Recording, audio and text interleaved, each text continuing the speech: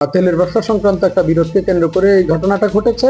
খুলনা মহানগরীর দৌলতপুর এলাকায় ফজরের নামাজ শেষ হওয়ার পর মসজিদের ভেতরে ঢুকে গুলি চালিয়েছে দুর্বৃত্তরা। এতে মসজিদ কমিটির সেক্রেটারি সহ 2 মুসল্লি গুলিবিদ্ধ হয়েছেন। গুরুতর আহত একজনকে উন্নত চিকিৎসার জন্য ঢাকায় পাঠানো হয়েছে। দৌলতপুর থানাধীন পশ্চিম কাশীপুর বিদ্যুৎ কেন্দ্র জামে মসজিদে রবিবার ভোর 5:30টার দিকে এই ঘটনা ঘটে।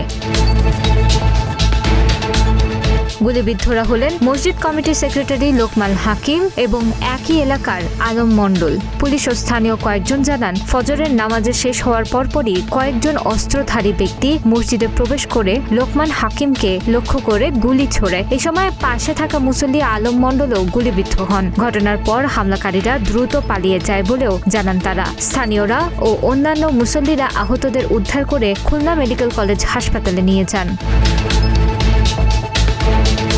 সেখানে লোকমান হাকিমের মাথায় গুলিবিদ্ধ হওয়ার বিষয়টি নিশ্চিত হন চিকিৎসকরা। পরে তার অবস্থার অবনতি হলে উন্নত চিকিৎসার জন্য ঢাকায় পাঠানো হয়। অন্যদিকে আলম মণ্ডলের মাথা, গলার বাম পাশ ও ডান হাতের বাহুতে গুলি লাগে বলে জানা গেছে। বর্তমানে তিনি খুলনা মেডিকেল কলেজ হাসপাতালে চিকিৎসাধীন রয়েছেন। হাসপাতাল সূত্র জানিয়েছে তিনি আপাতত আশঙ্কামুক্ত। খুলনা মেট্রোপলিটন পুলিশের সহকারী কমিশনার মোহাম্মদ আব্দুর রাজ্জাক বলেন, খবর পেয়ে পুলিশ দ্রুত ঘটনাস্থলে পৌঁছেছে। ঘটনার কারণ ও জড়িতদের শনাক্ত করতে তদন্ত শুরু হয়েছে। বিস্তারিত তথ্য পরে জানানো হবে বলেও জানান তিনি। এই ঘটনার পর এলাকায় আতঙ্ক ছড়িয়ে পড়েছে। পরিস্থিতি নিয়ন্ত্রণে রাখতে অতিরিক্ত পুলিশ মোতায়েন করা হয়েছে। পুলিশ কমিশনার মোহাম্মদ জাহিদুল হাসান জানান, তেলের ব্যবসা সংক্রান্ত বিরোধকে কেন্দ্র করে এই ঘটনা ঘটানো হয়।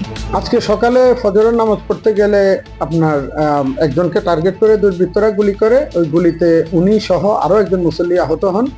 দুজনকেই মানুষ হসপিটালে নিয়ে এসছে। ওখান থেকে একজনের অবস্থা গুরুতর হওয়ায় তাকে ঢাকা মেডিকেল কলেজে প্রেরণ করা হয়েছে। আমরা ইতিমধ্যে জানতে পেরেছি একটি তেলের ব্যবসা সংক্রান্ত একটা বিরোধকে কেন্দ্র করে এই ঘটনাটা ঘটেছে এবং সম্ভাব্য অপরাধীকে আমরা শনাক্ত করে ফেলেছি। আমরা এখন তদন্তের স্বার্থে নাম প্রকাশ করছি না। অচিরে আমরা আমাদের আভিযানিক দল বাইরে আছে গ্রেপ্তার করার জন্য। তানাজা আফরিন, প্রতিদিনের বাংলাদেশ।